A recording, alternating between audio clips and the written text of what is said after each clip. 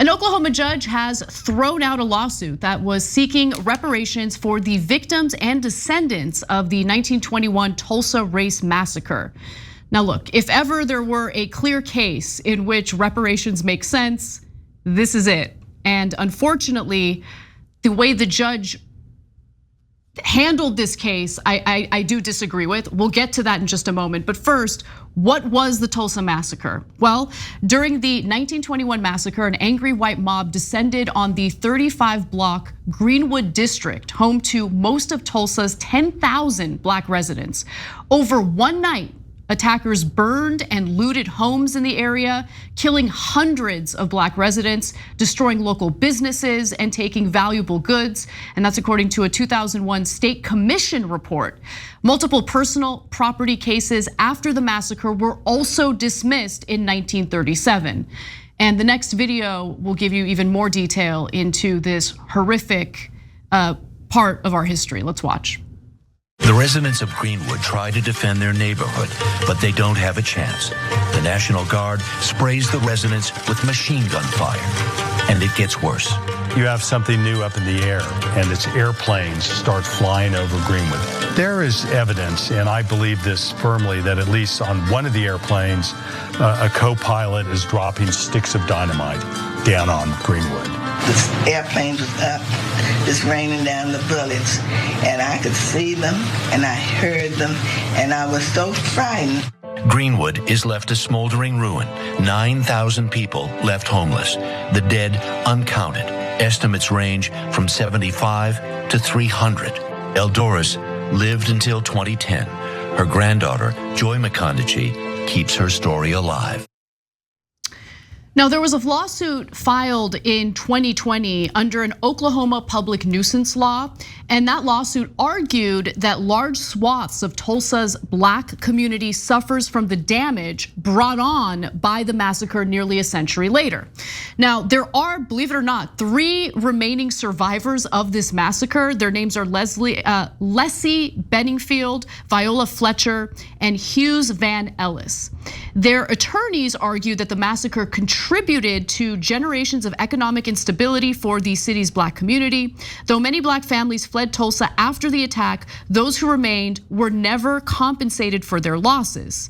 And so the suit was seeking very specific things, okay? A detailed accounting of the property and wealth lost or stolen as a result of the attack, the construction of a hospital in North Tulsa, and also the creation of a Tulsa Massacre Victims Compensation Fund. But unfortunately, the judge in Oklahoma decided to throw out the case. So Tulsa County District Court Judge Caroline Wall dismissed the case in a written order after reviewing complaints from the city, the Regional Chamber of Commerce, and other local agencies. They argued the plaintiff's request to compensate residents for the destruction of the prominent black neighborhood would impose a significant burden on the government's financial stability. I do want to just quickly also read a comment that the attorney representing the Chamber of Commerce gave to the Associated Press a few years ago after the lawsuit had been filed. This is graphic 4. What happened in 1921 was a really bad deal, and those people did not get a fair shake, but that was 100 years ago. So Cenk, I'm curious what you think, because I think there are some legitimate questions about when these debates about reparations take place. I think in this particular case, I mean, you have very specific victims, surviving victims of something horrific. Yeah. Their livelihoods, their lives were upended, were destroyed as a result of this. I think they deserve reparations. Yeah. But the defendants in this case, those arguing against the reparations, argued like, no, there was no guarantee. Let me actually give you. In their motion to dismiss, this is graphic 3, lawyers for the state argued that the government cannot be held liable for civil disobedience, riot, insurrection, or rebellion, or the failure to providing police, law enforcement, or fire protection, which Wait, what? That last part to me makes absolutely no sense whatsoever. Yeah, so, okay, first of all, overall, reparations is an enormously difficult issue for reasons I'm going to explain. This case, on the other hand, is not that difficult. First of all, they're still alive. So this is not like from 500 years ago and who are we gonna trace back to what, right? No, they're right there. And they're the victims of that massacre. That's not that complicated. So second of all, they're like, well, you see, it wasn't the government, it was just random riots. Really, where'd the planes come from? Yeah, National Guard. National Guard, sounds like the government, doesn't it? Dropping dynamite and spraying bullets from airplanes? No, it was definitely the government, okay? And second of all, they're like, then they say, well, how can our municipality afford this? Now that's an interesting issue when you get to other parts of reparations, but not in this case because, wait a minute, whenever the municipality does something wrong, they reward the particular victim, right? So for example, in police abuse, we all pay for it. That's right. And we didn't sign up for it, we hate it, we don't want the police to abuse people for no reason. And remember, they win the cases where it's false charges. Usually they win the police do and the municipality does. Usually when the civilian wins, it's a really bad case, and we have decided as a society, we're all gonna chip in to pay for that because it's not right for a citizen to live through that, etc. To me, I think the police should pay for it, but that's a different conversation, okay? So is there a precedent for paying people from the general fund of a city, a state, or the federal government? Absolutely there is. Okay, so why is reparations complicated? Because it depends on the timing, right? How far back do you go? How specific is it? So for example, San Francisco passed a law that I thought was absurd, and it's now already been, I think Gavin Newsom got rid of it, so it never went into effect. And that's a rare thing I agree with Gavin Newsom on, where they were like, reparations for every black person in the city of San Francisco. And it was just so extreme, like they could buy a house for $1. And everybody else from every other race had to pay for all of the reparations, etc. No, I mean, if they put that into place, San Francisco wouldn't exist. There'd be no non-black residents. They would have to foot the bill, an unbelievable, enormous bill they couldn't possibly pay for. And where did the black residents of San Francisco come from? Where did the non-black residents? No, that is totally unworkable, right? In this case, in the case in Southern California we're gonna tell you about, reparations are perfectly workable. Right. So it depends. I know people hate to hear it depends. But one thing that is clear to me is we should do just like South Africa did, truth and reconciliation. So I hear I'm the exact opposite of the right wing when they say, don't teach race in the schools. No, I think everyone in high school should be taught what happened in the Tulsa Massacre. Absolutely. Because you gotta know where we came from and what happened and why we're here. If you don't, what's the point of teaching history? Right. Yeah, I mean, we're supposed to learn from history. We're supposed to learn to avoid making the same mistakes. But I do want to now move on to a specific instance in which there were reparations, and it made all the sense in the world. So this has to do with Bruce's Beach in Los Angeles County, and around the same time as the Tulsa Massacre. Basically, land was taken from a black family in Manhattan Beach, California, using eminent domain. So the involvement of the local government was much more pronounced in that particular instance. And so let's discuss it a little bit. So the property was owned and operated by Charles and Willa Bruce for the benefit of the black community during racial segregation, right? So people wanted to go enjoy the beach, but because of racial segregation, black people weren't given the same services that white people were given. And so this family, right, they wanted to create a business where black people can go and change, be able to prep themselves for the beach, just enjoy themselves and have the same services that white people would get.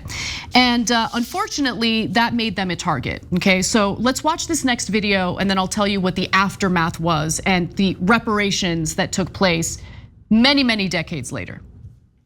They had the bathhouse here and the dining hall. Dwayne Shepard is the family historian. He says the LA County Lifeguard headquarters now stands where Willa built Bruce's Lodge. It became a popular destination for the black community when segregation kept them off most beaches. So people weren't supposed to cross this to go to the beach? They had to walk a half mile in either direction before they could get into the water. Barricades were built, tires were slashed, and one real estate agent even admitted he was trying to end the, quote, Negro invasion. There was a chapter of the Ku Klux Klan. They started harassing my family around 1920. They burned a cross. They threw burning mattresses under the porch of one of the buildings. City leaders ultimately used eminent domain to shut down the Bruce's thriving business and make way for a park. It's a legal maneuver city and county leaders now confirm was racially motivated. So it was 1924 when the City of Manhattan Beach Council used eminent domain to close down Charles and Willa Bruce's business. And so the property was later, by the way, they used eminent domain. They're like, we want to build a park. That's what we want to do. We want to build a park. It just sat empty. They did nothing with the land for literally decades. So it's pretty clear that they just wanted to shut down, this black-owned business. And so it was eventually turned into a park in the 1960s, and it was renamed Bruce's Beach in 2007. Then in 2021, the Los Angeles County Board of Supervisors voted unanimously to approve returning the county land to the heirs of Charles and Willa Bruce. And so they did that. They handed over the land back to the rightful owners, and then the Bruce family decided to sell it back to the county to the tune of, I believe, $20 million. Cenk. Yeah, so that one again is pretty clear. That's the descendants, there's no question. And I've known about this case a long time because that's actually one of my favorite parks, to be honest. And when I read that the story behind it, my heart was broken. And when I found that they were gonna actually compensate them, I was like, yes, finally. Just a smidge of justice, right? They had set up that business there. The business was thriving. It was, yep. And that is incredibly valuable real estate. If they had kept that real estate, Conrad Hilton started his hotel chain right around the same time and in a similar area. I mean, God knows what could happen, right? If you let them actually thrive. And instead, they viciously drove them out of the land. And so, and again, it wasn't that long ago, right? And so in this case, super clear, definitely give it to them. Now some people are upset that they sold it back to the county for 20 million bucks. No, that's their business. That's that's not your business, it's their business. It was their land, their family, etc. Now, I know that land and they could have gotten 45 million, but there was gonna be a lot of lawsuits, etc. Anyways, God bless our hearts for fighting all the way through and actually getting some justice here. But again, back to the original issue of like, what do we do in general? I think if you've got specific ancestors like this and you could tie it to a specific piece of land, a specific massacre, etc., it makes tons of sense, right? Like, look here, I'll give you a quick example from my past. Sorry that I use these obscure Turkish examples, but I'm trying to do that so that it's not biased by what's happening in the American context, right? So one of my ancestors from my dad's side was taken prisoner of war in a war between the Ottoman Turks and the Mamluk Turks, and this was a couple hundred years ago. And once you get taken as prisoner of war back, then you're basically a slave. And now it's not the same thing as America because it wasn't based on race and it wasn't necessarily permanent. And my ancestor, after they kept him as a slave for X number of years, they eventually let him go, right? So definitely apples and oranges. I just tell you that as, well, how do we get compensation for that? That's just a war, and then, but that was, they were wrong. Can you see how this can get intense? All the wars, all the slavery, all across the world, all of the wrongs, all of the injustices. We have to try to fix things as much as we can without getting so overwhelmed that we can't function, right? And that it becomes hopeless and then people give up and go, then we shouldn't do anything. That's why I'm positive that we should do reparations in specific cases. Marianne Williamson has a great line about this. A debt is owed, right? But most importantly, we have to teach the actual history of this country. Last thing on that, guys. We took the labor of African Americans in this country, just stole it for hundreds of years. How much of a debt is owed for that? So you can't make that up. It's too big a number. But at the same time, you have to know that this country was built on the backs of black people. And so I don't think that Americans overall have a deep enough appreciation for that. For, hey, now we have this wild disparity in wealth. Where did that wild disparity come from? It didn't come from, they're not working hard enough, and this idiot Republican saying things like, welfare queens, No, it came from this history. And if you don't teach that, you're not teaching real history, and people don't know what actually happened. And by the way, an important part of that is, I would literally say this too. Guys, this isn't about people that live in this country today. You white person in Nebraska, you didn't do it, right? I'm Turkish, I immigrated here when I'm 8, I didn't do it. It's not about blaming people. It's about seeking justice and truth. There's a giant difference. Thanks for watching The Young Turks, really appreciate it. Another way to show support is through YouTube memberships. You'll get to interact with us more. There's live chat emojis, badges. You've got emojis of me, Anna, John, JR, so those are super fun. But you also get playback of our exclusive member-only shows and specials right after they air. So all of that, all you gotta do is click that join button right underneath the video. Thank you.